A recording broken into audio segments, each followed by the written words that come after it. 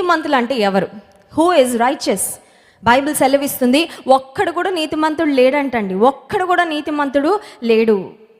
Politicians నీతిమంతులు కాదు, శాస్త్రవేత్తలు నీతిమంతులు కాదు, గొప్ప గొప్ప రాజులు నీతిమంతులు కాదు, అధికారులు నీతిమంతులు కాదు, ఎవ్వరు నీతిమంతులు కాదు. ఏ భేదము లేదు. అందరూ పాపము చేసి దేవుడు అనుగ్రహించి మహిమను పొందలేకపోతున్నారని బైబిల్ నిర్మోహమాటంగా చెప్తుంది. బైబిల్ అంట అబద్ధాలు చెప్పి మనల్ని ఆదరించదు, కానీ నిజం చెప్పి కొన్నిసార్లు బాధ పెడుతుందంట. హల్లెలూయా. నిజం చెప్పి నిన్ను నొప్పిస్తుందేమో, కానీ అబద్ధాలు చెప్పి నిన్ను కవర్ చేయదంట. బైబిల్లో అబద్ధాలు చెప్పే వెనకేసుకొచ్చే ఫిలాసఫీ లేదండి. బైబిల్లో ఎంత భక్తులైనా తప్పు చేస్తే, పాపం చేస్తే దేవుడు రాయించి పెట్టాడు అంతే.